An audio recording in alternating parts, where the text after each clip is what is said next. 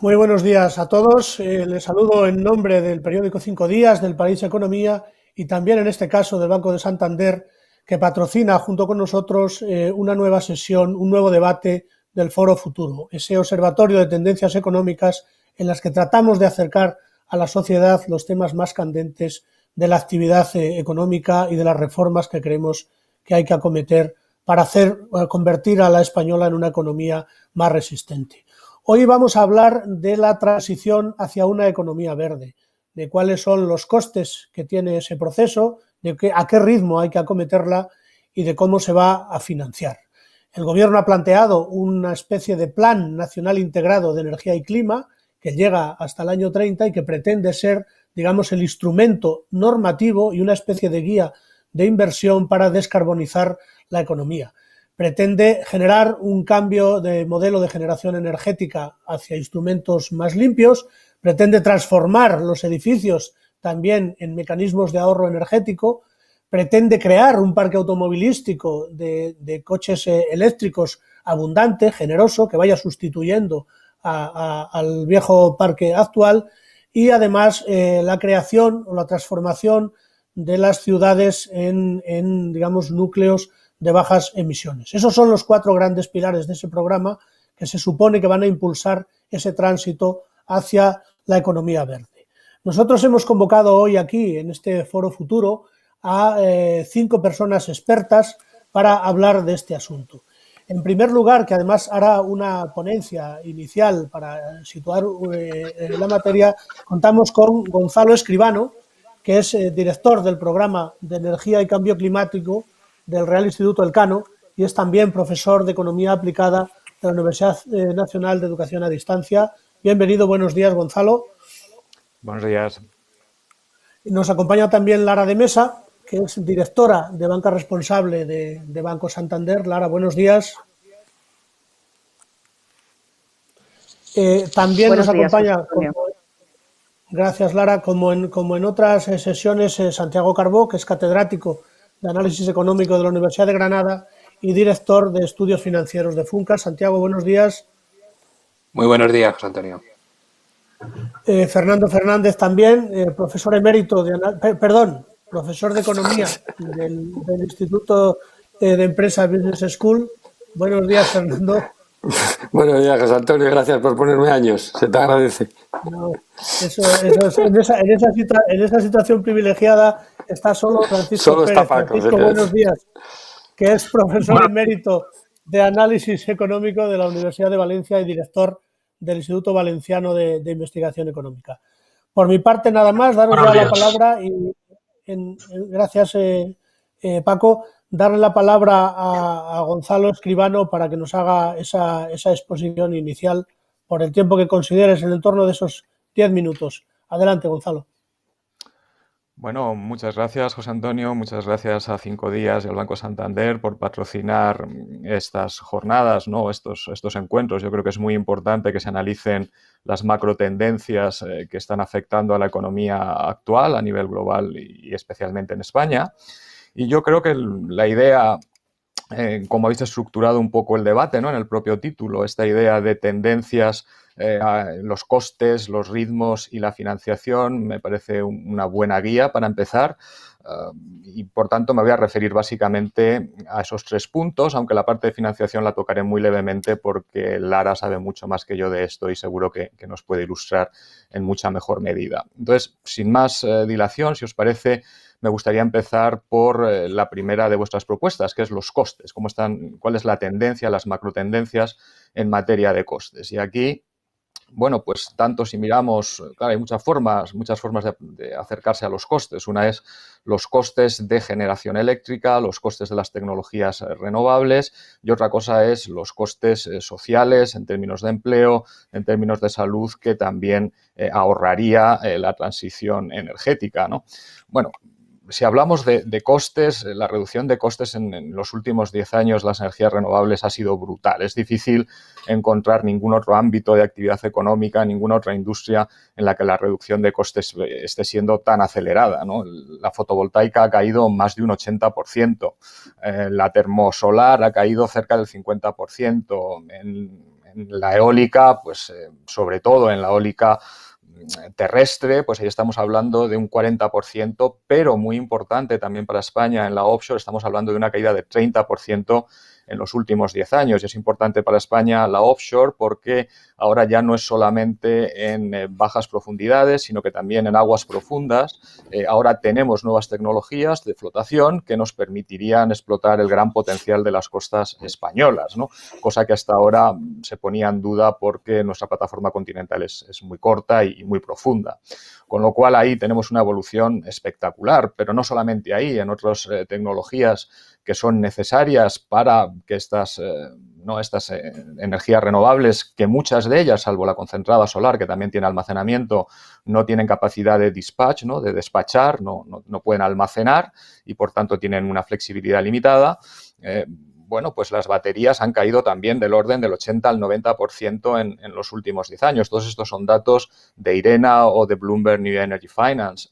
Y si nos vamos al hidrógeno, que es la otra gran esperanza, tanto para el almacenamiento como para ese, no sabemos, 10, 15, 20% del sistema energético que no se pueda electrificar porque requiera gran densidad energética, grandes temperaturas, por ejemplo, en temas industriales, como, no sé, la cerámica, la siderurgia u otros, ¿no? O los fertilizantes, pues, bueno, la Unión Europea ya prevé reducir a la mitad los precios de los electrolizadores, pero ya en China los precios de los electrolizadores están por debajo de lo que espera alcanzar la Unión Europea en 2030, con lo cual la caída de costes ahí está siendo brutal.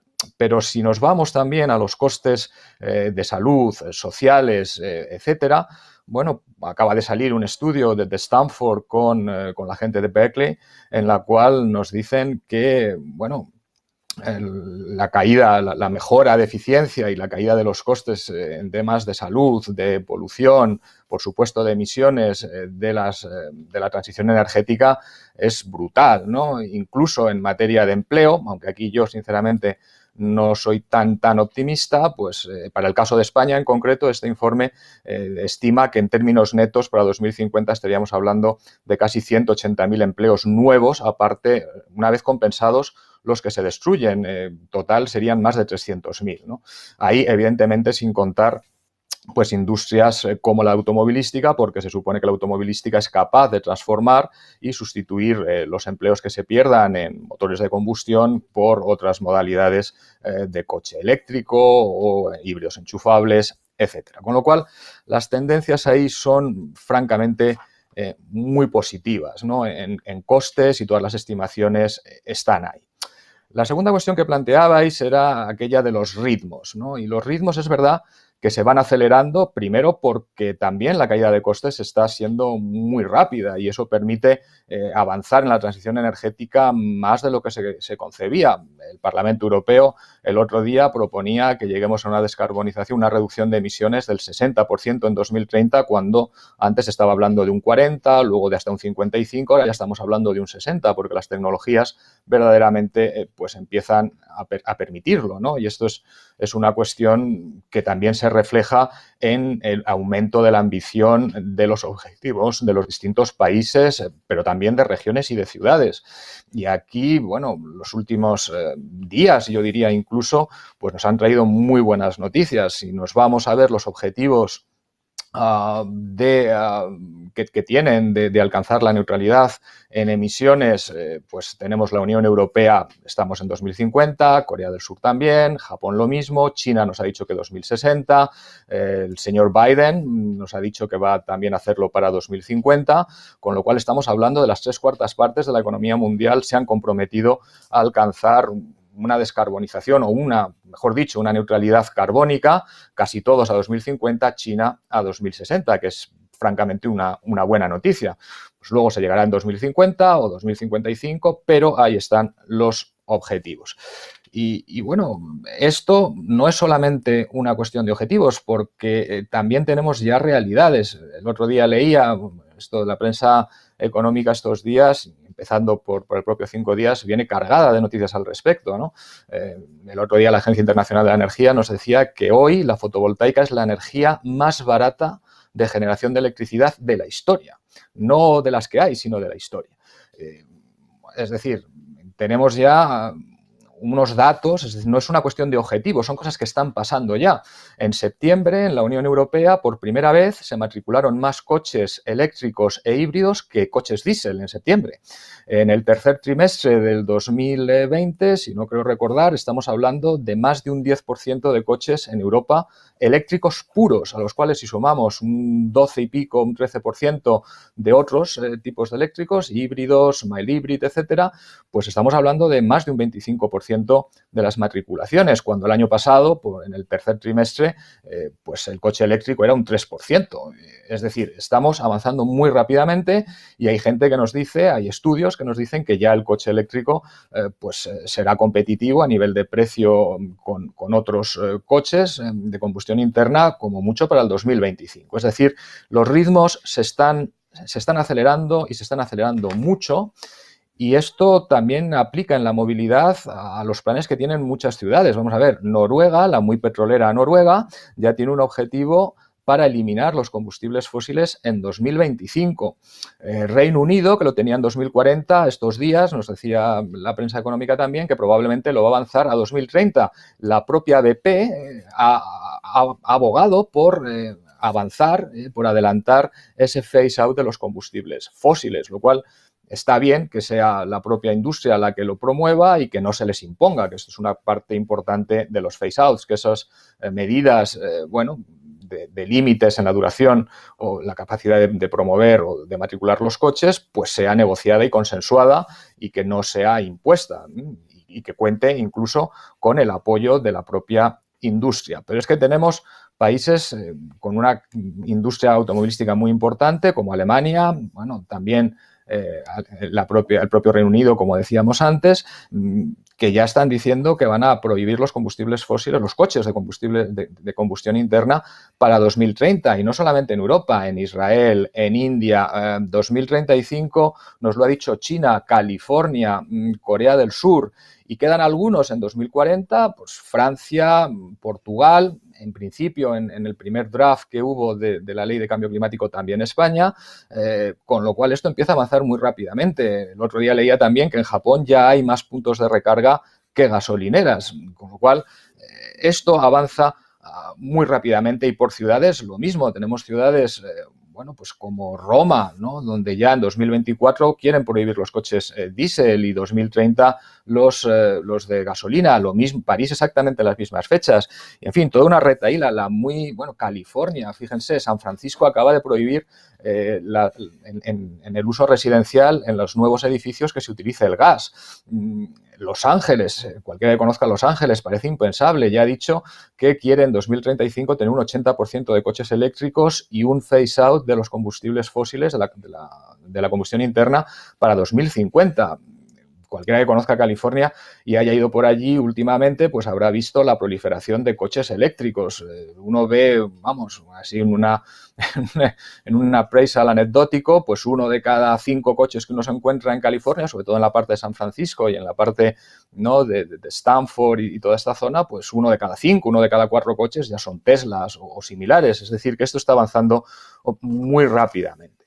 Y bien, todo esto viene apoyado por políticas, ¿no? Y aquí podemos discutir si el ritmo de las políticas y el nivel, sobre todo, de compensación para alcanzar una transición justa está suficientemente contemplado en esas políticas, pero esto es una cosa que está muy clara y que está siendo acelerada actualmente por la pandemia de la COVID-19. Los planes de recuperación verde de la Unión Europea ya nos dicen que más de un 37% de las inversiones deben ser en economía verde y que el resto no tienen que dañar al clima. O sea, no es solamente que una parte importante de esos fondos van a ir a economía verde, sino que el resto de las inversiones no pueden financiar o no pueden destinarse a aquellas industrias o sectores que supongan un daño para el medio ambiente o que no contribuyan o que aumenten las emisiones, ¿no? Con lo cual, yo creo que todo empieza a sumarse, empieza a alinearse y empieza a ser, francamente,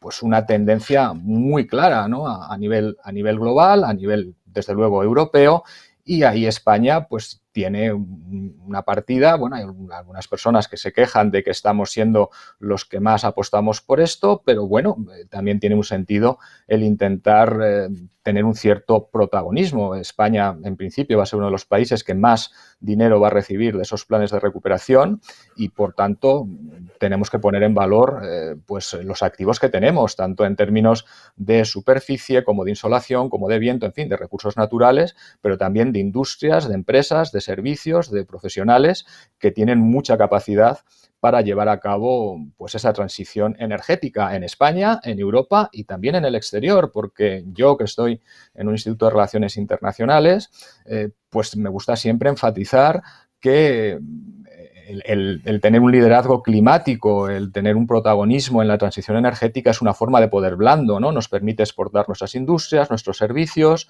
nuestras ingenierías y es un elemento que nos da protagonismo y nos da relevancia porque en la medida en que contribuimos a proveer bienes públicos globales como es una transición limpia, etcétera, pues esto nos permite colocarnos en una situación, bueno, pues muy, muy apropiada para una potencia media como es España. Ahora, dicho esto, hay que sumar también algunas incógnitas, ¿no? O algunos problemas que esta transición tiene. En primer lugar, es cierto que tenemos un apoyo ciudadano brutal a todas estas políticas. Nosotros hicimos una encuesta en el Instituto Elcano, en el barómetro del Real Instituto Elcano, allá por marzo, es decir, ya había empezado una parte, ya nos pilló una parte de la pandemia, y cuando preguntábamos a los españoles ¿qué quiere usted que la Unión Europea invierta dinero ahora? Y decían dos cosas, básicamente, investigación y desarrollo, es un grave defecto que tenemos en nuestra economía, y energías renovables. Esto, con un 85% de los encuestados decían esto y las demás preferencias estaban muy, muy lejos. Ahora, cuando les preguntábamos ¿y cuánto está usted dispuesto a pagar? O cuando usted lleva a cabo sus inversiones, va usted al banco y pregunta por sus inversiones, usted pregunta si estas son sostenibles o no, ahí los resultados ya, bueno, pues estos bienes contingentes no son tan espectaculares. La gente ahí se lo piensa dos veces. Prácticamente nadie preguntaba cuando iba a invertir si esas inversiones estaban en inversiones verdes o no, lo cual contrasta mucho con lo que ocurre con los inversores institucionales que claramente han apostado, pero vamos, esto Lara lo podrá desarrollar con mayor conocimiento de causa. BlackRock, hace poco también leíamos que los inversores institucionales están apostando y demandando cada vez más que se pongan en claro cuáles son los riesgos climáticos de las distintas empresas. Todo lo que tenemos, muchos de los datos que tenemos apuntan en ese sentido. En el campo de la financiación, bueno, tenemos ya incluso entre los inversores privados, tenemos empresas como Iberdrola, que ahora mismo vale más en bolsa que Gas de France, por ejemplo, lo cual era impensable, o de las grandes utilities alemanas, acercándose mucho en el Eurostoxx a una gran petrolera como Total, muy por delante de la otra petrolera que está en el Eurostoxx, que es Eni, ¿no? Iberdrola es ahora mismo la segunda por capitalización, si no me equivoco, en el IBEX y seguida de la tercera, en este caso en Concordia, que es el Banco de Santander. Es decir, ahí tenemos un grave problema para aquellas empresas que no se apunten a esta solución y a esta transición energética. Y, de hecho, todas las empresas petroleras, al menos las europeas, ya están apostando por esto. A nivel europeo podemos hablar de BP, que lleva ya mucho tiempo en ello, pero a nivel español, bueno, Repsol fue pionera el año pasado en apuntar a la neutralidad carbónica para 2050, hizo un write-off de sus activos de casi 5.000 millones de euros, si no me equivoco, y acaba de plantear un plan en el que quiere doblar sus inversiones en renovables y ya está teniendo actividad en renovables. Las petroleras ahora quieren ser empresas energéticas y en gran medida eléctricas.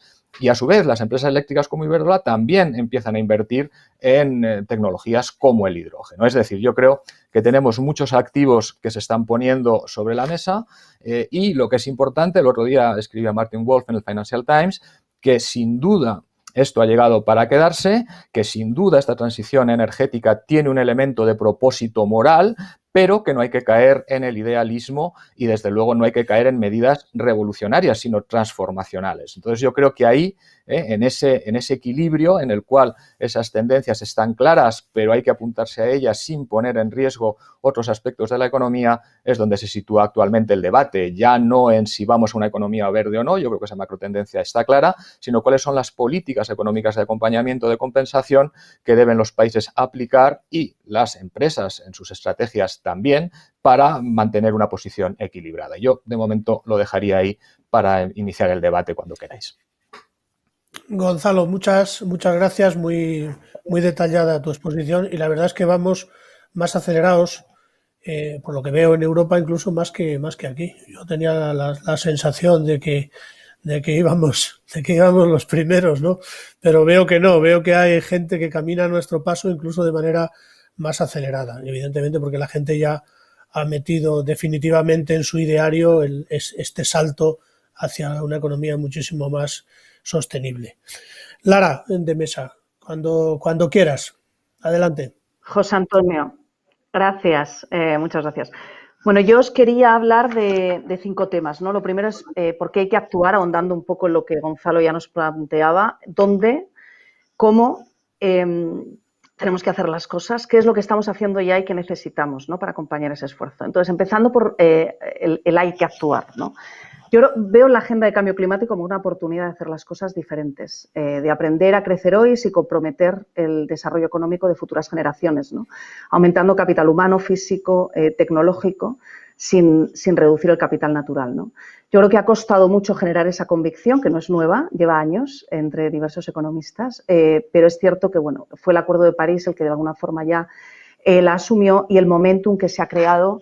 Pues yo creo que ya el año pasado, previo a COVID, ¿no?, veíamos claramente que había un consenso en que las economías necesitaban un estímulo más allá de dinero barato y que el cambio climático podía ser una agenda, ¿no?, pues que orientase ese esfuerzo, ese estímulo adicional a las economías, ¿no? Llegó el COVID y hubo un momento de cuestionamiento, ¿no?, de hasta qué punto esta agenda efectivamente iba a mantener, y yo creo que efectivamente la agenda climática, cambio climático, está para quedarse. Si quieres, el COVID lo que ha hecho es reforzar la necesidad de esa transición justa y de cómo hacemos que la transición a una economía verde se realice de forma inclusiva, ¿no? Y eso es fundamental en el contexto en el que vivimos, ¿no? Ahora mismo el COVID nos deja con previsiones de contracción económicas muy relevantes, con unas previsiones de recuperación de empleo que solamente volverían a niveles previos a COVID en 2022. Y con, por primera vez en 20 años, la extrema pobreza aumentando, ¿no? Así que en ese contexto, impulsar la recuperación en el corto, al mismo tiempo que transformamos a largo, pues es fundamental, ¿no? La inacción también para mí no es una alternativa, no creo que haya opción. La región mediterránea, con datos claros de la Agencia Europea Medioambiental, pues es de las más afectadas, España entre ellos.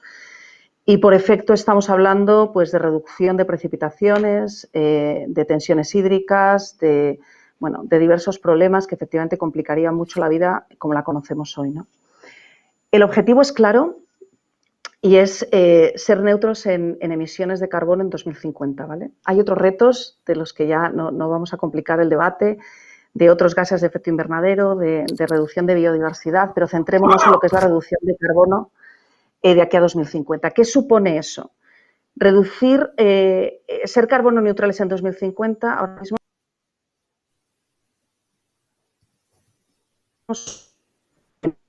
emisiones a un ritmo de un 8% anual en los próximos años. Esa es una reducción similar a la que hemos estado viendo en momentos COVID.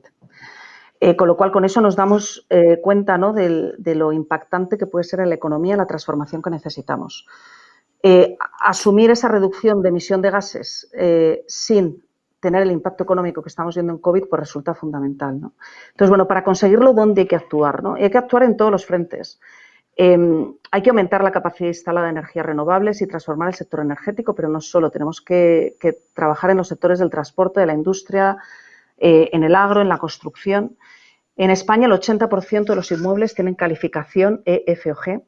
La mitad de las explotaciones agrícolas no tienen sistema de riego por goteo y el 55% de la maquinaria agrícola tiene una antigüedad mayor a los 18 años, el doble de la Unión Europea, ¿no?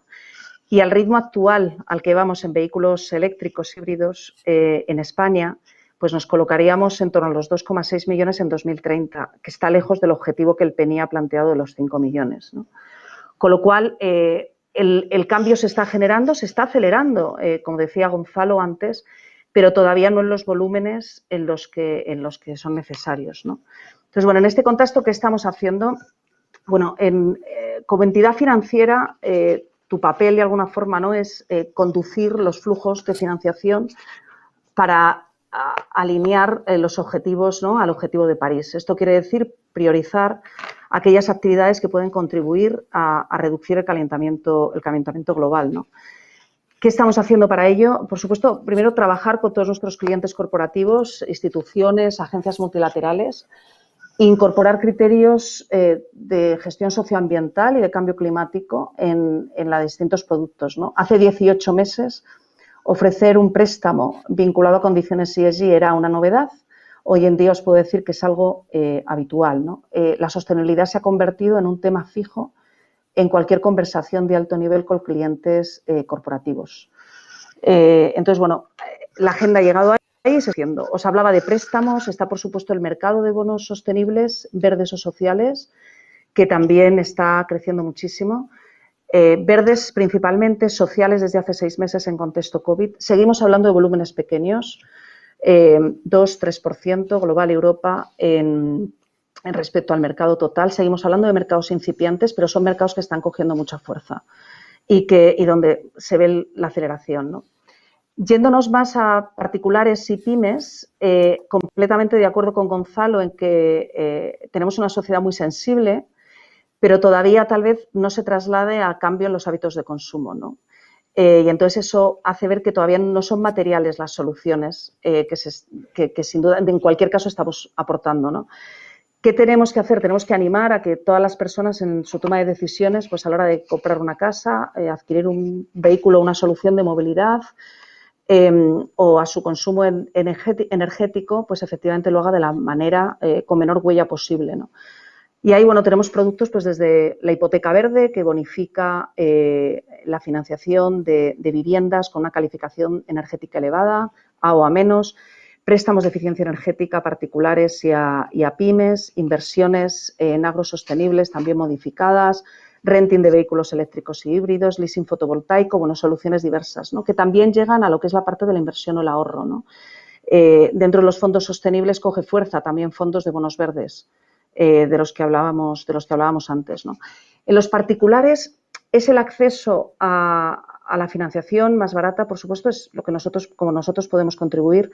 También vemos que es muy importante dar cada vez más productos finales y muy completos, ¿no?, que faciliten al cliente minorista el acceso a ese tipo de soluciones y luego seguro que podemos comentar más, ¿no? Eso es hablando de oportunidades. Por supuesto, también hablamos de los riesgos y tal vez nos dé tiempo después, pero ahí, bueno, lo que hacemos cada vez más de forma creciente es reducir nuestro apetito a aquellos sectores que son más intensos en emisiones. Los dos últimos temas, y ya acabo, cómo hay que actuar y qué necesitamos, ¿no?, para todo esto. En cómo hay que actuar, para mí, 2 mensajes. Primero es que hay que ser riguroso. Estamos ante una oportunidad que tenemos que aprovechar y no estropear.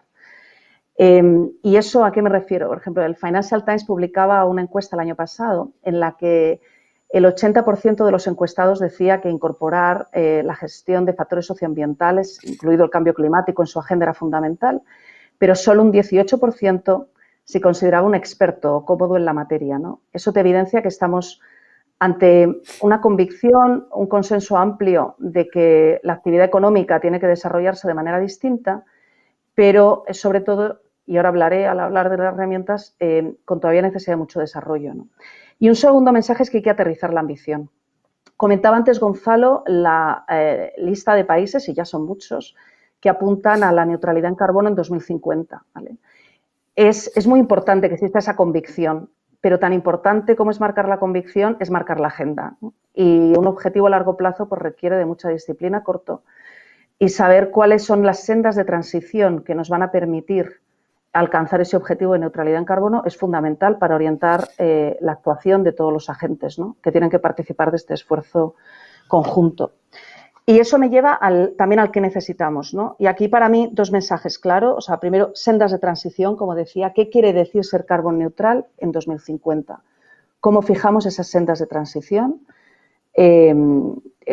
Son señales claras que el mercado necesita para que la demanda, la oferta se ajuste, ¿no? Y con eso los precios, de los que tal vez hablemos después. Y luego también tener mediciones claras y estándares comunes, ¿no? Hay que fijar la neutralidad en carbono en 2050 y planes que nos lleven a ello, pero ¿cómo lo medimos? ¿Cuál es la vara de medir para medir esas reducciones? ¿Cómo lo hacemos? Utilizar estándares de información, de reporting, de medición, que sean comunes y comparables, son también herramientas clave, ¿no? Lo dejo ahí por ahora y luego debatimos. Muchas gracias, Lara, por tus aportaciones desde el punto de vista financiero y algunas de ellas muy pegadas a la realidad de la gente. Santiago Carbó, cuando quieras. Buenas tardes, pues muchas gracias de nuevo por invitarme a participar en este tema que yo creo que está tan en boga, ¿no? Yo estoy de acuerdo con lo que han comentado tanto lo fundamental Gonzalo y Lara, que han hecho, yo creo, una magnífica introducción a los problemas. Yo voy a centrarme en 3 o 4 ideas que quiero un poco, quizás para abrir más un poco el debate, ¿no? Yo creo que uno de los grandes problemas con el tema de la sostenibilidad es confundir el medio con el fin. Es cierto que una economía más verde ofrece oportunidades, da sostenibilidad al futuro, pero a veces yo creo que puede ser un error ver la economía verde como el modelo de competitividad y productividad, como esa piedra angular del cambio productivo que España necesita, como si fuera la única cosa que hay que hacer, ¿no? Que no digo, por supuesto no lo digo que Gonzalo y Lara lo digan, ¿no? Pero que se enfatiza mucho. Yo creo que requiere mucho más.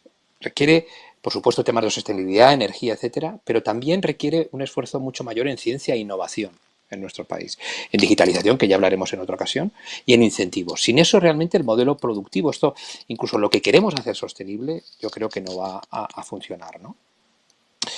Por otro lado, creo que también, aunque ya se ha planteado, conviene saber de dónde venimos, ¿no? Yo creo que en Europa es la que más contamina, ni se está poniendo siempre el foco, quizás a lo mejor donde se deben, ¿eh? Los hidrocarburos, como los combustibles fósiles, etcétera, son en mayor o menor medida una parte sustancial del calentamiento global. Más de la mitad de las emisiones globales vertidas en los últimos 30, 40 años se atribuyen a solo casi un centenar de compañías. La exploración, las perforaciones, la extracción y la refinería de esos productos son una fuente constante de emisiones. Ahí probablemente es donde hay que trabajar en mayor medida, ¿no? En el caso de nuestro país, yo creo que además hay unas rutas que yo creo que a veces son, podríamos decir, relativamente sencillas a lo mejor, ¿no?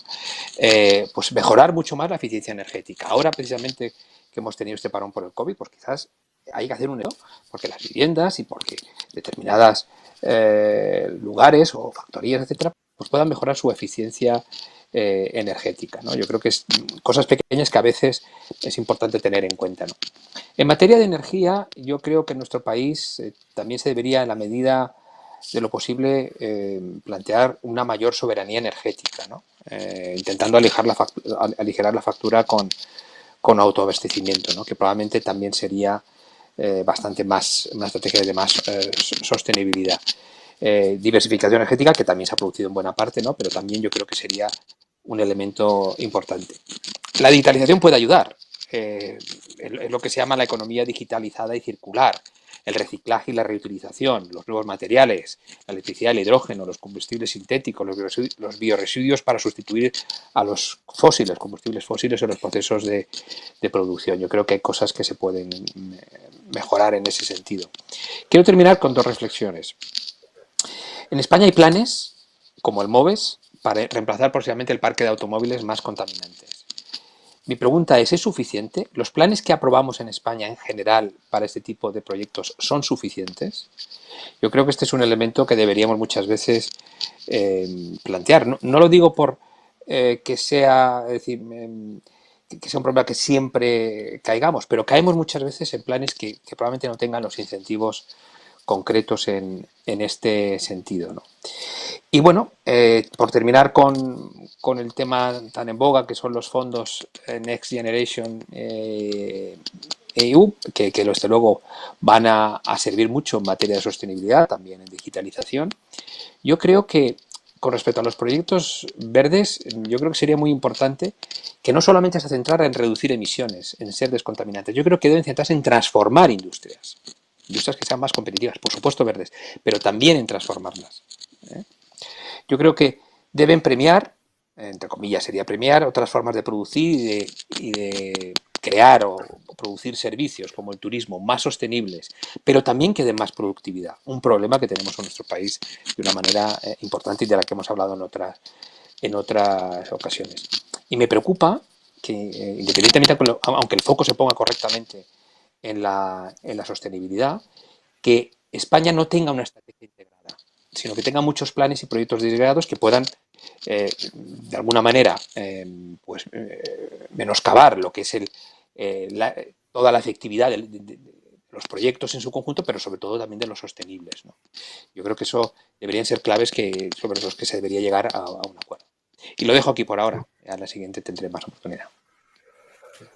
Gracias, Santiago. Adelante, Fernando. Sí, buenos días.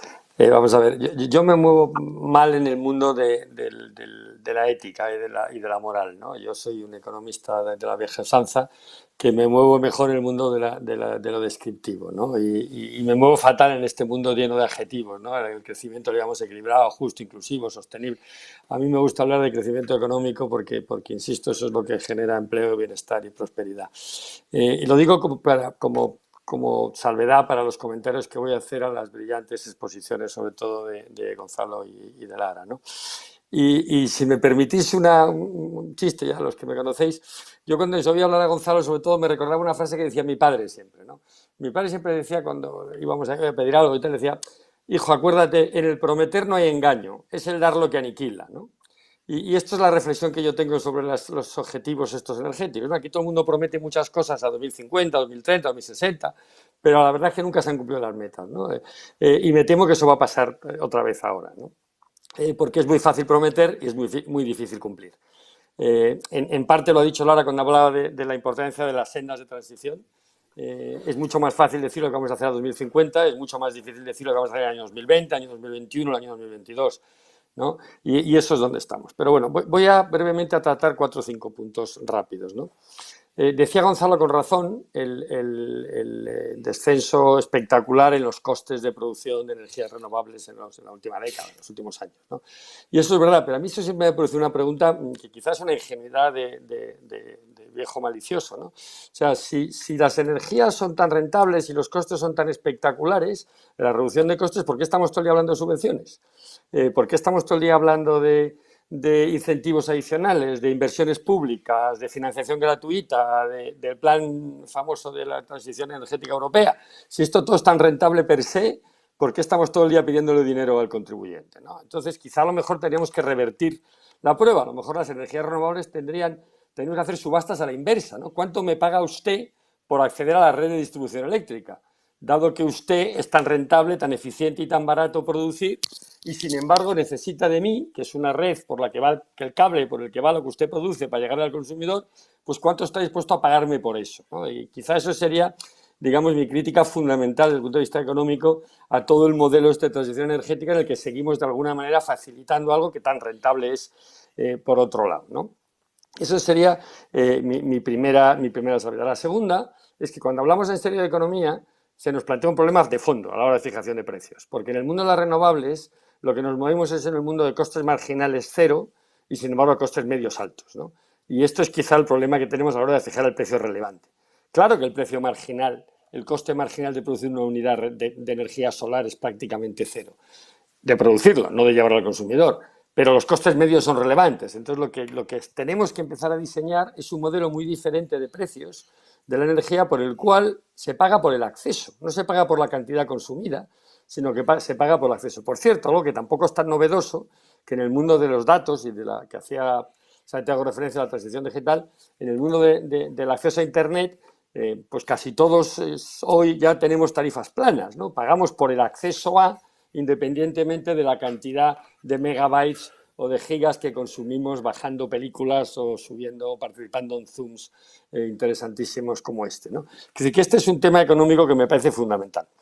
Cómo y cuándo nos movemos a ese mundo de precios en el que el coste marginal es un mal indicador de los precios relevantes. Segundo problema que se me ocurre es en el tema de los ritmos. Claro, los ritmos, decía también Gonzalo, que van mucho más rápido de lo que pensábamos. Insisto, los ritmos de las promesas, no tanto los ritmos de las realidades. Pero es que además los ritmos dependen todo, obviamente, si los economistas sabemos algo, es que la economía y la gente funciona a los incentivos. Entonces, si nosotros establecemos determinadas tasas fiscales o determinadas actividades y determinados beneficios fiscales o determinadas actividades, evidentemente se va a producir un cambio en el comportamiento de los individuos. Afortunadamente, eso lo sabemos desde hace muchos años. De las pocas cosas que los economistas sabemos. Lo que tenemos que empezar a discutir, sin embargo, es un análisis coste-beneficio público de esas subvenciones o de esos costes fiscales que estamos asumiendo para conseguir determinados objetivos.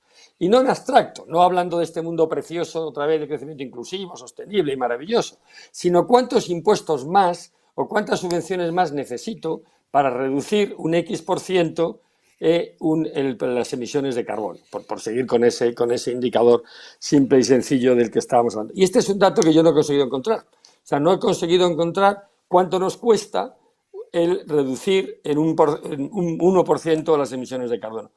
Si además resulta que ni siquiera nos cuesta, sino que es que nos pagan, pues ya sería maravilloso, claro, porque entonces estaríamos en el mundo de la perfección absoluta. Voy a conseguir un objetivo en el que además voy a tener no solo costes, sino beneficios, ¿no? Pero me temo que todavía, por mucho que la reducción de costes y el avance tecnológico ha sido brutal, todavía no estemos en ese mundo idílico en el que la transición energética se paga solo, ¿no? El mundo aquel precioso en el que los empleos se pagan solos porque como no hace falta poner impuestos a la... Bueno, en fin, este mundo precioso que no existe. Dos puntos más para acabar muy rápidamente. Uno con el plan COVID, ¿no? Dado que el programa este NGEU, el Next Generation EU, el plan famoso europeo, los 140.000 millones a los que España aspira, de los cuales el 37% aproximadamente va a ir dedicados a la economía verde. Y ahí tengo una duda de fondo también, ¿no? Porque no entiendo muy bien qué es ese plan, el plan COVID o el plan NGEU. Porque si es un programa de hacer frente al daño económico estructural y sostenido que produce el COVID, entonces debería de ir no tanto a dirigir la transición verde o digital, sino a aquellos sectores que están más golpeados por el COVID, que son fundamentalmente el turismo, la hostelería, el pequeño comercio, es decir, lo que todos sabemos, donde se han producido los ERTEs y donde se ha producido la mayor parte de la demanda de ICOs. Esto no es una suposición, tenemos una evidencia empírica de aquellos sectores que han sido más afectados porque son los que han necesitado más ayudas públicas. Si estamos ante un plan de estabilización macroeconómica, como nos venden que es el plan COVID, debería ir dirigido mayoritariamente a hacer frente a los costes ocasionados en esos sectores por un shock exógeno, una epidemia natural, el COVID, que ha golpeado precisa y particularmente a esos sectores. Pero parece que no. Parece que el plan COVID es otra cosa, que el plan de transición europea es otra cosa. Es un plan de reformas estructurales. Es el sueño de todo arbitrista. Aquí tienen ustedes un dinero que justifico por una causa evidente, necesaria, inevitable, como es el COVID, que voy a utilizar para otra cosa. Voy a utilizar para darle a usted eso que usted no ha pedido, pero que yo sé que usted quiere, que es una economía sostenible, inclusiva, etc. Entonces voy a utilizar para realizar la transformación verde. Y si eso es así, que tampoco tengo ningún problema, si eso es lo que decimos que sea, me gustaría, como siempre en la economía, la transparencia. Me gustaría que me dijeran, mire usted, el programa de Next Generation EU, el gran programa de financiación europea, se basa en dos cosas. Una, que el BCE va a comprar todos los bonos que haga falta y por lo tanto los tipos son cero durante mucho tiempo y van a ustedes poder aumentar la deuda pública ilimitadamente durante un periodo largo de tiempo. Y dos, vamos a aprovechar esa financiación barata para hacer eso que nosotros hemos querido hacer, que es colocarnos, como decía Gonzalo, en ese poder blanco a la cabeza de la transición energética verde y ser los líderes de ese nuevo mundo sostenible, inclusivo y maravilloso que nos prometen. Perfecto, si esa es la preferencia europea, que me lo digan. Y entonces yo ya sé a qué atenerme. Sé que lo que debo es dirigir toda mi atención a conseguir el mayor número de subvenciones posibles, dado que el arbitrismo europeo ha decidido que eso es lo que la sociedad española y la sociedad europea necesitan.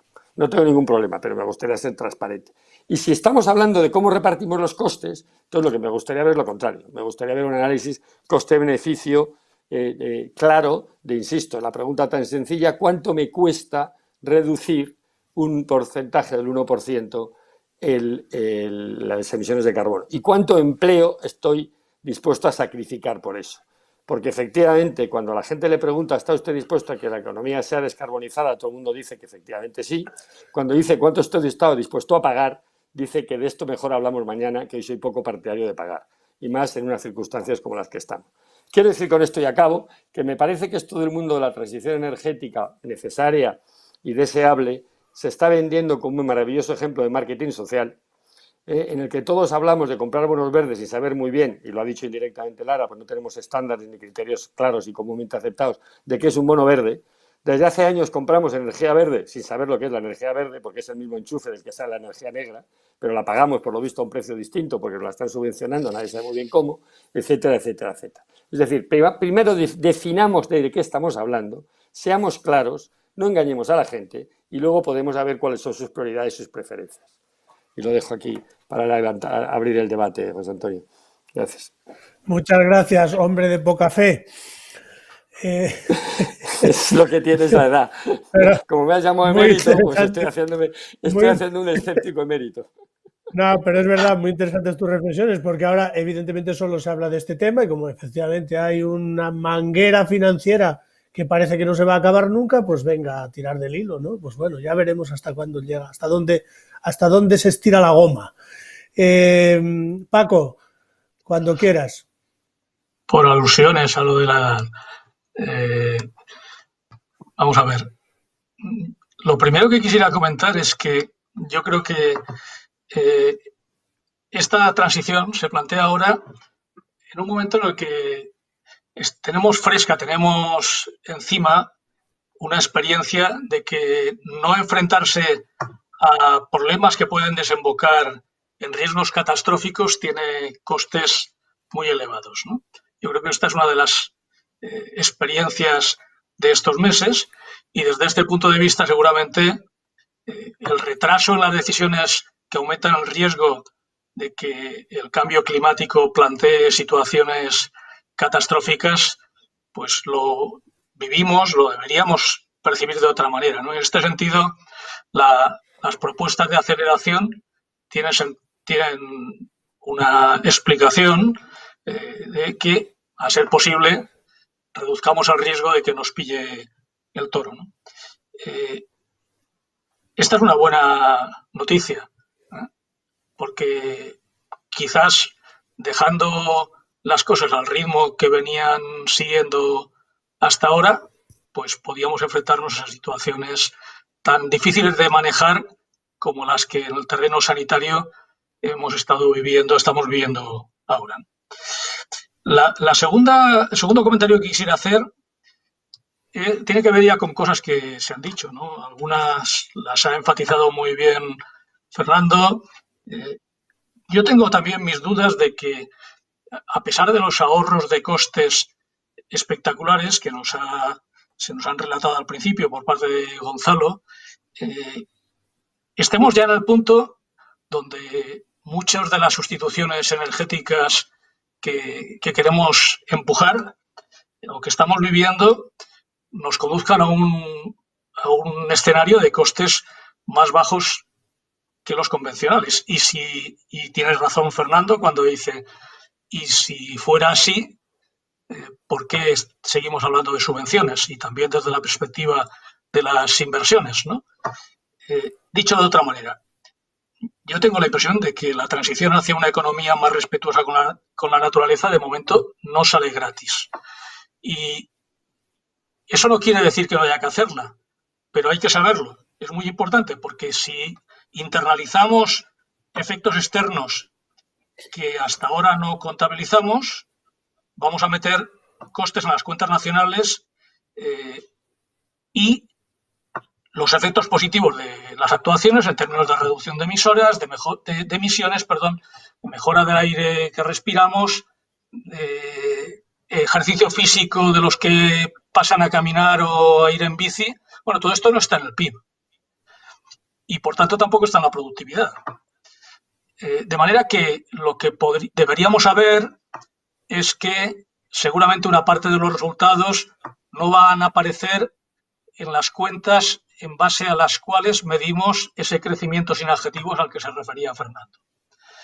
Dicho de otra manera, si nos preocupa no minusvalorar los resultados de lo que hagamos, y no sé si Lara también en su intervención se refería a eso cuando subrayaba la necesidad de tener parámetros para medir cosas, si no queremos minusvalorar los resultados de lo que hacemos cuando impulsamos la transición ecológica, nuestras estadísticas se tienen que enriquecer para tomar nota de ello. En otras palabras, hace ya 10 años que entre las distintas iniciativas que ha habido en este sentido se publicó un informe que es el que ha tenido más eco, el Beyond GDP, codirigido por Stiglitz, Sen y Fitoussi, que llamaba la atención sobre la necesidad de enriquecer las cuentas nacionales con otro conjunto de ejercicios, cuentas satélites, medidas más amplias del bienestar, etcétera, para saber cuáles son los resultados de nuestras estrategias y nuestras políticas. Si no lo hacemos, en la próxima década nos podíamos llevar la sorpresa de que nuestros esfuerzos inversores para avanzar en direcciones en las que merece la pena hacerlo, parecen no ofrecer resultados. Y no es que no los ofrezcan, es que estamos midiendo mal los resultados, ¿no? Y el tercer comentario que quería hacer es en relación con la apuesta europea por proponer la transición verde como uno de los ejes de la respuesta a la situación actual, ¿no? Bueno, es verdad, de nuevo, lo que decía Fernando, que en realidad tenemos enfrente dos cuestiones que no está claro que encajen bien. Una, la necesidad de impulsar la recuperación, y eso debería pasar por atender especialmente a los sectores más golpeados por la crisis y además por tener capacidad de respuesta rápida.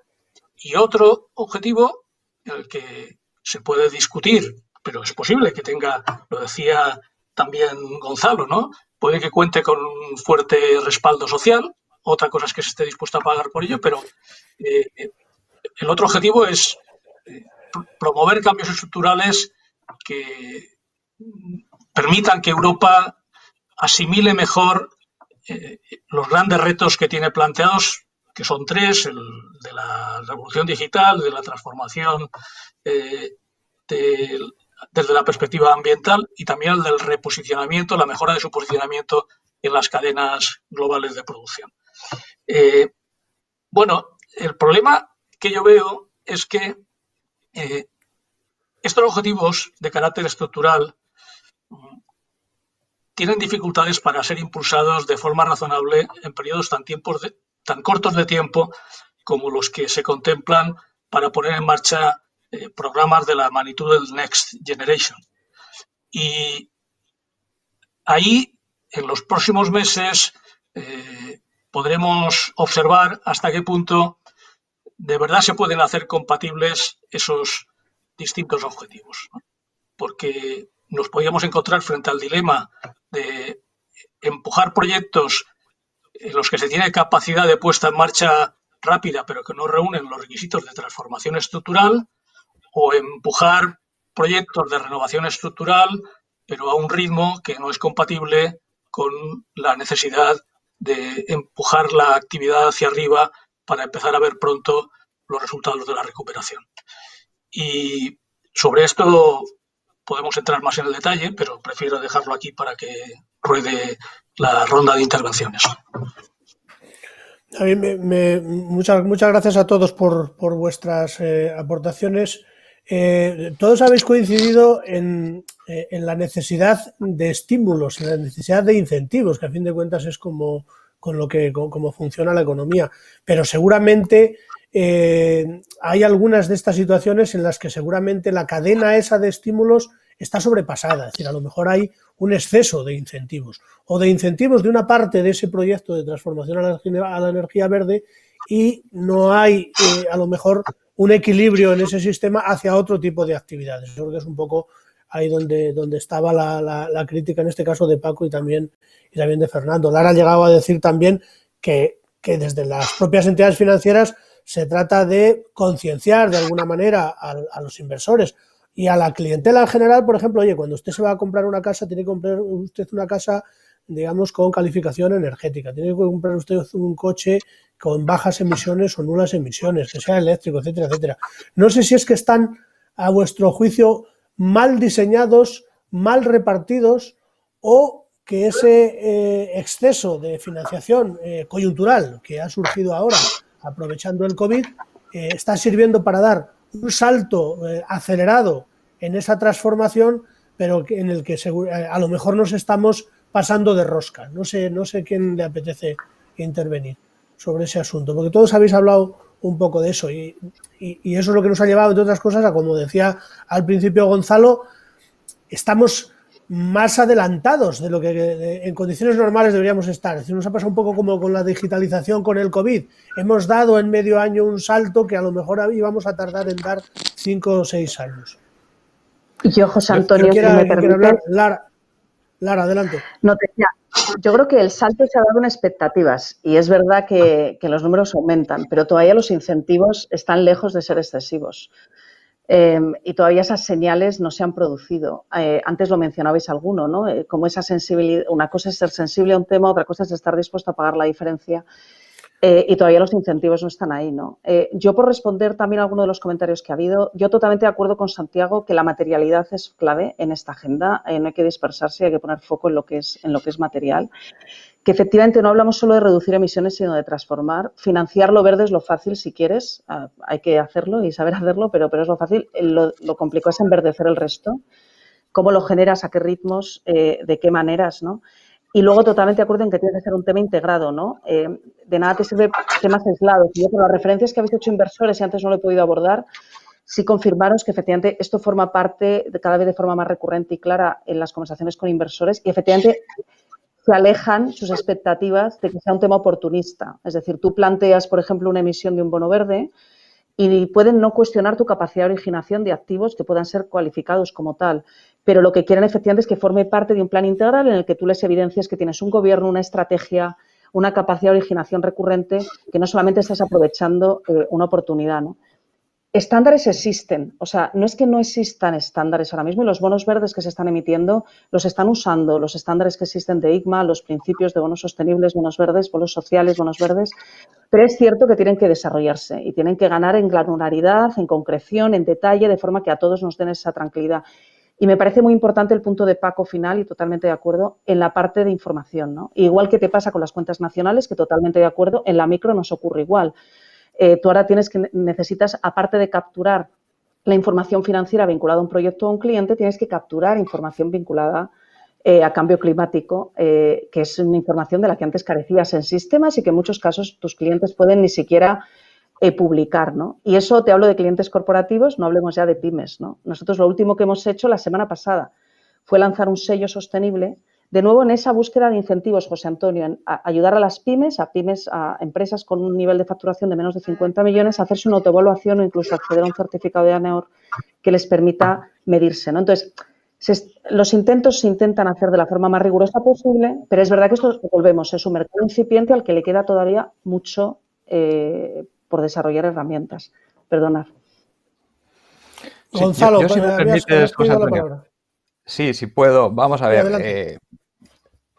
Bueno, yo estoy de acuerdo con casi todo lo que se ha dicho. Tiendo a discrepar bastante de lo que ha dicho Fernando, pero bueno, esto ya es recurrente.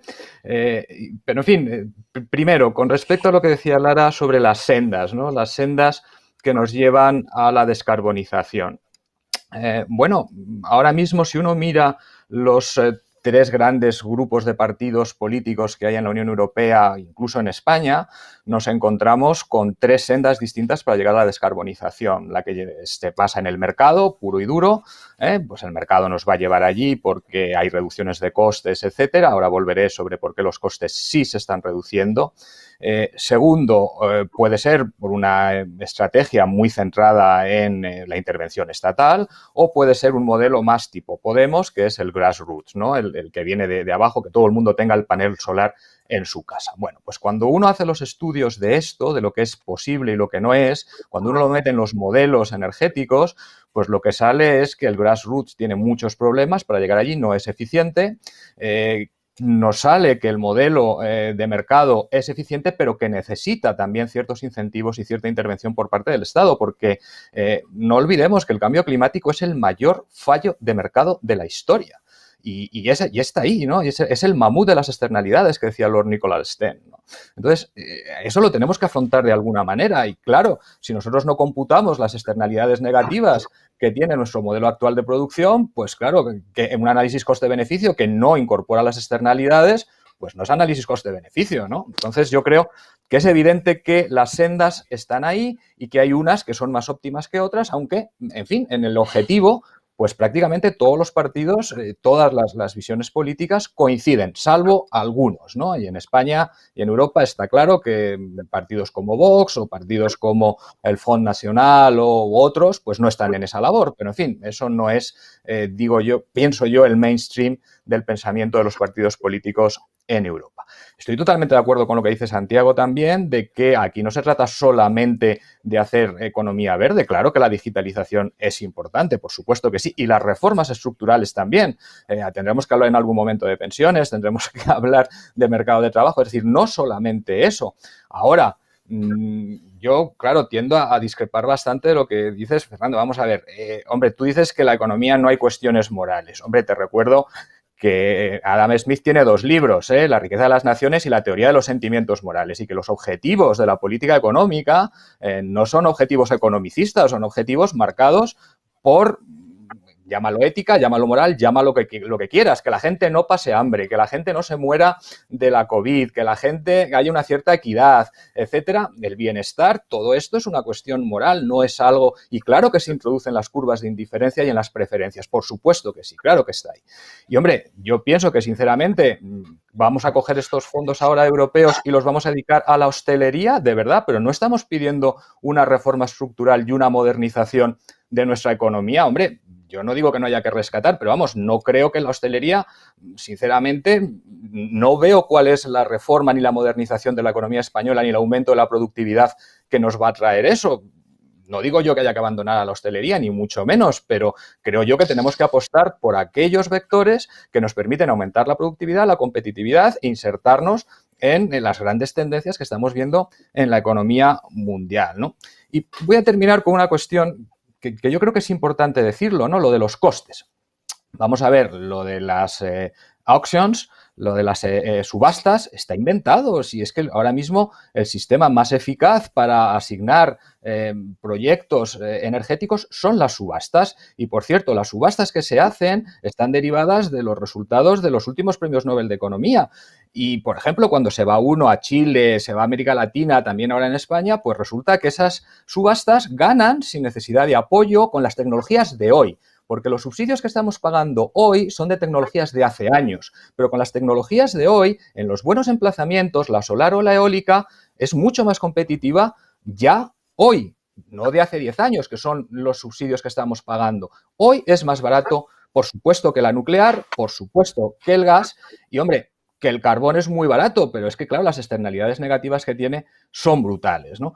Con lo cual, yo creo que ahí tenemos que pensar un poco en por dónde van esas grandes tendencias. Y con la falta de estándares, pues sí que tenemos falta de estándares, pero bueno, tenemos también una taxonomía de la Unión Europea que está saliendo, que falta por concretar, que nos va a decir qué es lo que es verde, qué es lo que no, qué son fondos verdes, qué no lo son, qué es un bono verde y qué es no, y empezamos a tener medidas muy importantes. Bueno, el Banco Europeo de Inversiones ya ha dicho que a partir de 2021 no financia infraestructuras fósiles. ¿Por qué? Pues no porque haya una conspiración de nada, ni porque quieran ganar dinero, ni quieran redistribuir, ni hacer arbitrajes, ni nada, sino porque hay una decisión política, y sin duda de trasfondo moral y ético, pero que también está relacionada con que si queremos mantener la vida en el planeta, pues oiga, eso es muy importante y en España nos va especial en juego en eso, porque como ha dicho Lara, el Mediterráneo es una de las zonas más afectadas y que haya un aumento de temperaturas del 2%, eso es a nivel medio global,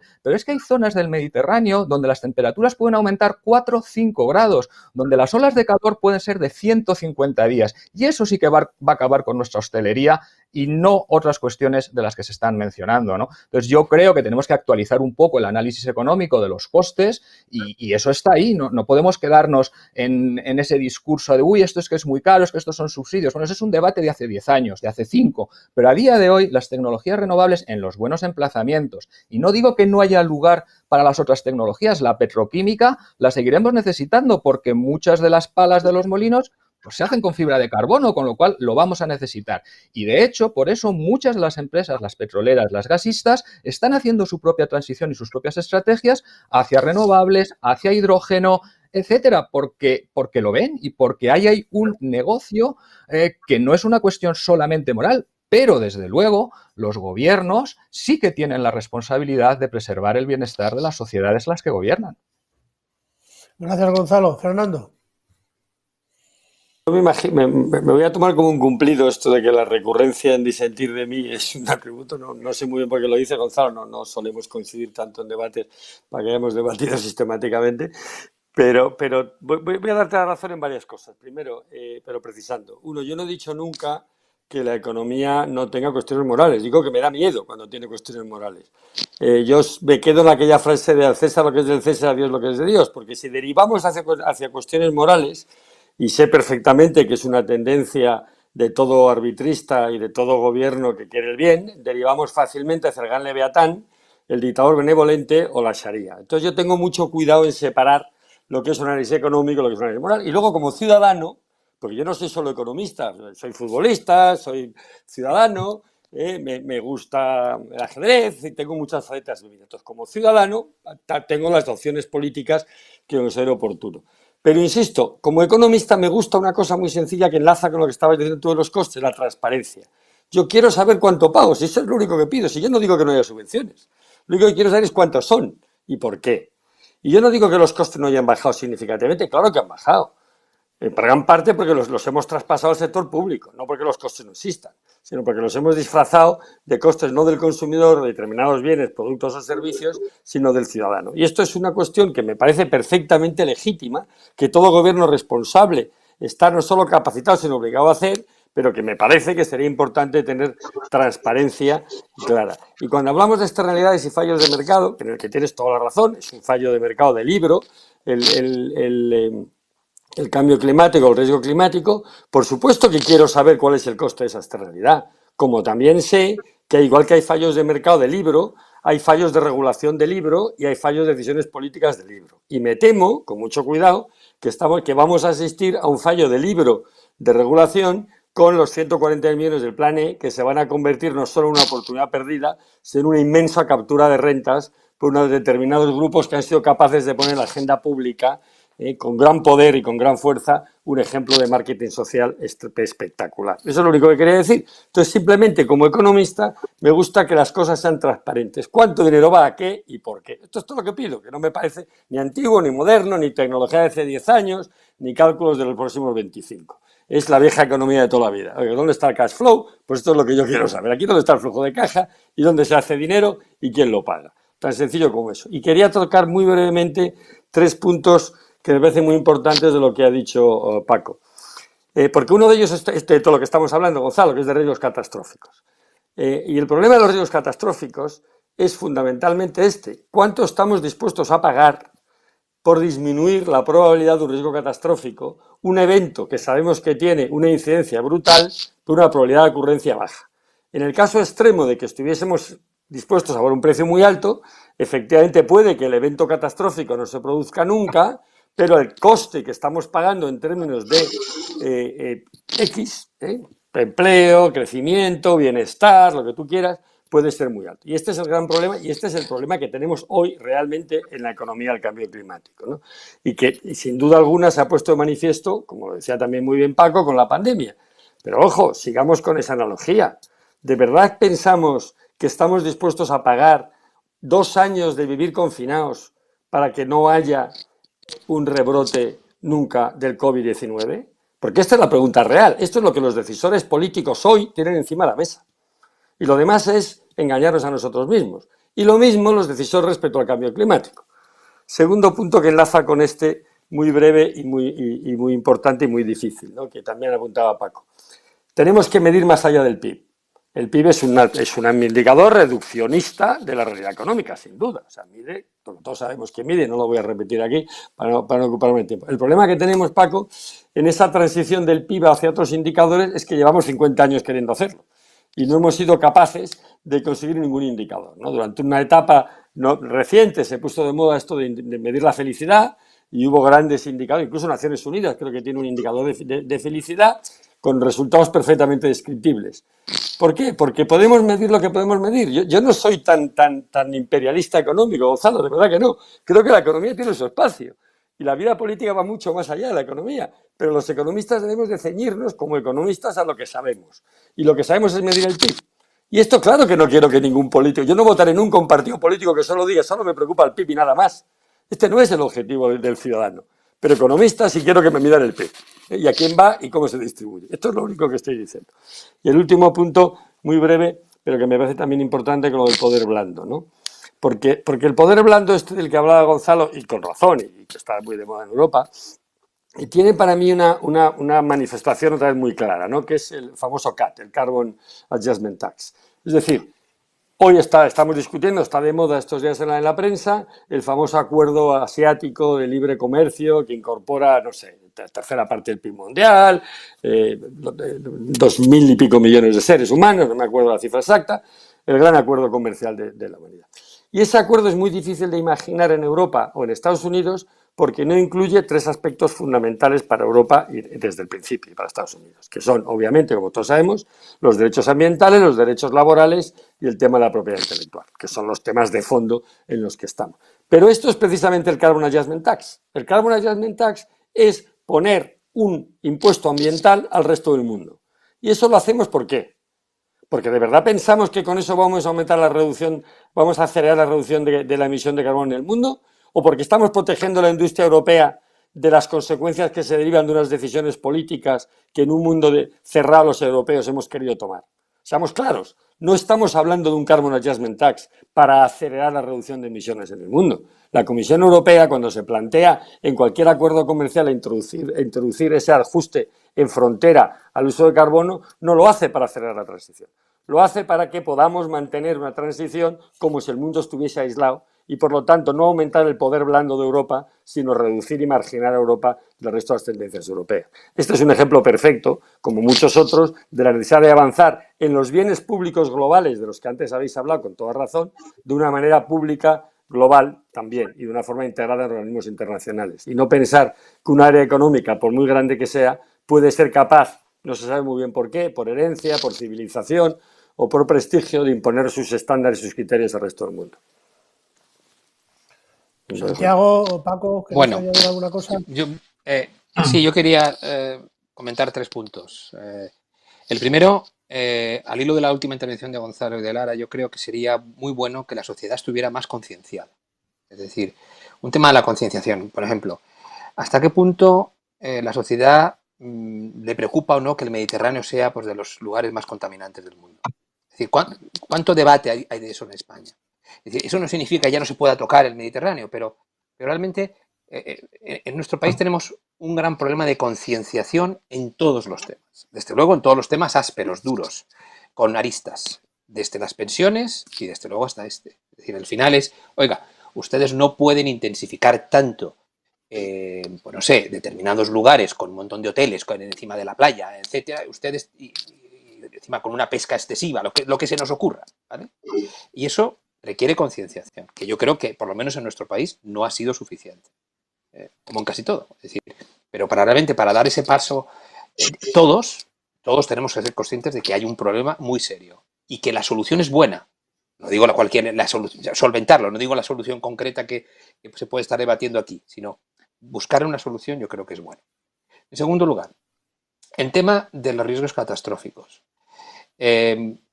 voy a ponerlo de una manera muy básica y muy dura. Y creo que se ha hecho lo correcto, al menos en la primera ronda y probablemente en la segunda, o la de la pandemia. Para, es decir, por evitar el colapso de los hospitales, es decir, donde fallece el menos del 1% de los contagiados, y si los tuviéramos todos, España va a perder 150.000 millones de su Producto Interior Bruto este año. Eso no ha ocurrido en Asia, ese porcentaje. Por tanto, y no es España, casi todo el hemisferio norte occidental. Es decir, esto no puede volvernos a ocurrir. Evidentemente había que hacerlo porque teníamos un problema en las UCIs y en las hospitalizaciones. Pero este riesgo catastrófico habrá que quedarse en mitad camino. Es decir, a lo mejor no podemos tener abiertos hospitales que no se utilizan, ni UCIs que no se utilizan, pero nos han ganado por todos los lados los países asiáticos, nos han ganado por todos los lados. Es decir, a la próxima pandemia vamos a hacer lo mismo, con la desaparición que hay en este momento, además de empresas, ¿vamos a hacer lo mismo? ¿Cerrar todo? Pues entonces hay algo que no estamos haciendo bien. Entonces, y bueno, y la próxima puede ser, a lo mejor, una pandemia, puede ser un evento climático. Claro, porque estamos jugando con fuego ahí, ¿eh? Es decir, con el otro. Entonces, creo que como sociedad este debate tiene que ponerse porque hay que crear una infraestructura que en este momento no tenemos. Tanto para la pandemia como para la otra, para evitar lo peor. Y que yo creo que otros países sí que se han adelantado. Y el último aspecto que sí que estoy muy de acuerdo con Fernando, la llegada de millones, de miles de millones en nuestro país muchas veces puede ser ineficaz. ¿Por qué? Porque él ha dicho, a lo mejor duramente, pero ojo, extraer rentas de 130.000 millones es mucho más fácil que de una subvención de 500 millones. Es decir, y sobre todo cuando hay estructuras en los partidos políticos, etcétera, en las comunidades autónomas. Te lo digo porque... Santiago, si me dejas un minuto, es lo que Hausmann llama la maldición del petróleo en Venezuela, ¿no? Lo que tú estás diciendo. Sí. Es decir, me preocupa porque es un esfuerzo enorme y esta no puede ser una oportunidad perdida para España. Ya no por el dinero, sino porque no logremos los objetivos que pretendemos hacer. Eso yo creo que es algo que deberíamos tenerlo y que los políticos deberían tenerlo. Ayer me hacían una pregunta en un medio, y con esto termino, que se reunió la mesa, creo que de los agentes sociales de Moncloa. ¿Es el sitio donde decidir? No, es el sitio donde alcanzar un consenso, donde decidir los fondos Next Generation EU, eso hay que hacerlo granularmente, como ha comentado Lara, eso hay que hacerlo de otra manera, eso no puede ser una cuestión política. Es decir, desde luego tendríamos que tener ya muchos de esos proyectos, como ocurre en otros sitios. Si ahora los tenemos que inventar a toda la carrera, es verdad que tenemos 6 años para gastar, pero creo que son 2 o 3 años para diseñarlo. Ojo, que no sea una oportunidad perdida o media oportunidad perdida. Gracias, Santiago. Paco, y nos quedan solo 5 minutos. Paco, una intervención breve y luego le doy la palabra a Gonzalo, que sé que quería hacer un poco de réplica también a las últimas intervenciones y yo creo que con eso terminamos. Adelante, Paco. Sí, muy brevemente. En primer lugar, sobre los datos y los indicadores. Yo creo que, aunque el resultado del trabajo de los economistas durante los últimos 100 años para construir las cuentas nacionales sea de un nivel magnífico de ensamblaje, eso no impide que tengamos que también entrar en otros temas que no quedan bien cubiertos. En esta sociedad del dato, aunque no tengamos la misma precisión que cuando medimos el consumo o la inversión, renunciar a colocar al lado, mediante cuentas satélites o mediante otros procedimientos, un conjunto de información que a veces en forma de panel sea comparable es imprescindible, porque las alternativas son peores. Entonces, yo creo que aquí, aparte, ojo, entre el ejercicio de Bután sobre la medida de la felicidad y otras cosas más complejas hechas por organismos internacionales y muy bien estructuradas, aceptando las limitaciones, hay mucho espacio para mejorar. Y en el tema que comentamos, yo creo que esto es muy importante. Lo cual quiere decir que una de las cuestiones, igual que en estos meses de pandemia hemos descubierto la importancia de saber lo que nos decían los epidemiólogos y los virólogos y los especialistas en salud pública, etcétera, ahora también necesitamos saber cuál es el colectivo de gente experta que es capaz de dialogar entre sí para hacer un diagnóstico equilibrado de los elementos económicos, medioambientales y de otra naturaleza en los que nos jugamos nuestra valoración del bienestar. Este es el primer punto que quería señalar. El segundo tiene que ver con lo que planteaba José Antonio respecto de los incentivos. Vamos a ver, yo creo que incentivos para quién, ¿no? ¿Para los consumidores o para los inversores o para quién, ¿no? Seguramente puede haber incentivos para que los inversores se planteen que merece la pena que las inversiones tengan determinadas características, incluso desde un punto de vista de rentabilidad estricta, simplemente porque invertir de una determinada manera asegure más la sostenibilidad en el tiempo de sus inversores. Por tanto, depende del horizonte temporal que se contemple. No está negado que contemplar lo medioambiental implique renunciar a la rentabilidad, seguramente más en un horizonte de largo plazo. Y desde el punto de vista de los consumidores, ojo con unas visiones de lo que son los incentivos que estén pegadas a una interpretación de lo que interesa a los consumidores demasiado estrecha, ¿no? Porque ahí están los premios Nobel de Economía dados a psicólogos económicos, ¿no? O a psicólogos que entran en los temas económicos para advertirnos de que nuestro Homo economicus no representa realmente lo que interesa a la gente. Es una parte solo, ¿no? Y que hay otros elementos del comportamiento humano que se explican cuando se amplía el campo de visión. Y, por ejemplo, es verdad que después hay que ver cuánto se está dispuesto a pagar, pero ahora hay un porcentaje relevante de la población que asume costes, que internaliza costes que tienen que ver con el reciclaje o que tienen que ver con el respeto al medio ambiente, ¿no? O decide comprarse un coche que le sale más caro y que le ofrecería las mismas prestaciones que uno de diésel, pero no quiere comprar uno de diésel. Por tanto, yo creo que todo esto también tenemos que ponerlo en nuestras interpretaciones para ser, sin dejar de ser economistas, serlo de manera que podamos entender mejor el mundo en el que estamos viviendo. Gracias, Gonzalo. 2 minutos, que se nos va la hora. Y terminamos. Muy brevemente. Yo estoy de acuerdo con muchas de las cosas que se han dicho aquí. A mí también me preocupa la capacidad de absorción de la economía española, ¿no? Me preocupa. Pero vamos, lo que está claro es que el dinero que venga no va a venir a subsidiar renovables, porque no hace falta. Es que no hace falta, porque ya son competitivas las nuevas. Otra cosa es que no se hagan proyectos de demostración, por ejemplo, en el hidrógeno. Otra cosa es que no se haga I+D+I, que es muy necesario y que se ha mencionado antes.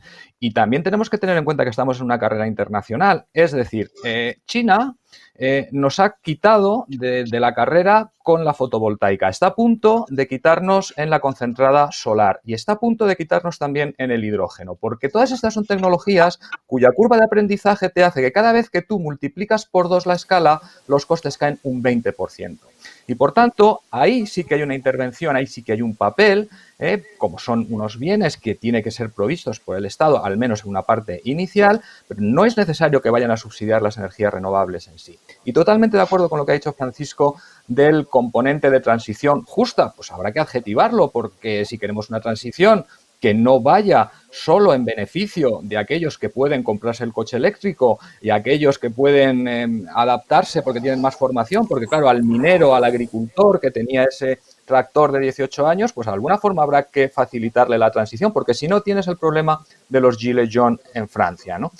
¿Y cómo se hace todo eso? Bueno, pues ahí hay elementos que yo creo que España podría aprender. Por ejemplo, en el Reino Unido tienen un comité científico de cambio climático que se dedica a tomar las medidas y son científicos. Ahora, el problema que tenemos en España es que aquí los comités científicos y los comités de expertos tendemos a nombrarlos en función del color político y eso pues es un problema nacional nuestro, ¿no? Pero eso no quiere decir que los comités científicos no funcionan cuando están bien montados. En Italia lo están haciendo para la recuperación, aquí hay un proyecto, esperemos que eso sea así, pero sí que me preocupa la capacidad de absorción. El rentismo, sinceramente, me preocupa menos, porque la maldición del petróleo es del petróleo, la maldición de los recursos es de los recursos básicamente hidrocarburos. En las renovables, la literatura académica te dice que hay mucho menos de esos problemas, pero sí que es fundamental que nos aseguremos de que la capacidad de absorción esté allí y que se haga de forma justa para toda la sociedad y que no quede nadie atrás, porque mineros, agricultores, gente que no se puede comprar el coche eléctrico de última generación, pues habrá que de alguna manera ayudarle, ¿no? Si es que queremos tener una transición justa, porque si no vamos a tener mucha gente que se va a retranquear y que va a impedir que eso se lleve a cabo, y hemos visto los casos en Francia muy claramente. Fernando, José Antonio Vegas, un minuto, no menos. Un minuto. Por el tema este de las industrias, de acuerdo con muchas de las cosas que ha dicho Gonzalo, pero hay un tema que me preocupa y me lleva preocupando mucho tiempo, que es esto de las industrias estratégicas, ¿no? Esta idea de que el Estado tiene que ayudar a competir, a crear una industria, porque si no se las llevan otros, ¿no? Solo quiero recordar, y por eso en menos de un minuto, la historia de la industria del automóvil español, cómo desde el año 50 estuvimos subsidiando proyectos frustrados sin ninguna posibilidad de competir, y al final resulta que tenemos 6 grandes centros de producción. La industria del automóvil es el principal factor de exportación española, pero no hay una sola empresa española. O sea, yo soy muy poco partidario de las industrias estratégicas que acaban siendo efectivamente capturadoras de recursos y que acaban definiendo el fútbol como el sector estratégico de la economía española. Os recuerdo un debate que tuvimos apasionante en España hace unos años. Nada más. Gracias. Muchísimas gracias a todos. Lara, Gonzalo, Paco, Fernando y Santiago. Algunos nos volveremos aquí a ver el día 2 de diciembre, que tenemos ya el último debate del año, en el que hablaremos de la digitalización de la economía, de ese otro salto que tiene que dar la economía española en paralelo con la europea. Muchísimas gracias a todos. Gracias a vosotros. Gracias. Hasta luego, gracias, un placer, como siempre. Un placer. Chao. Chao.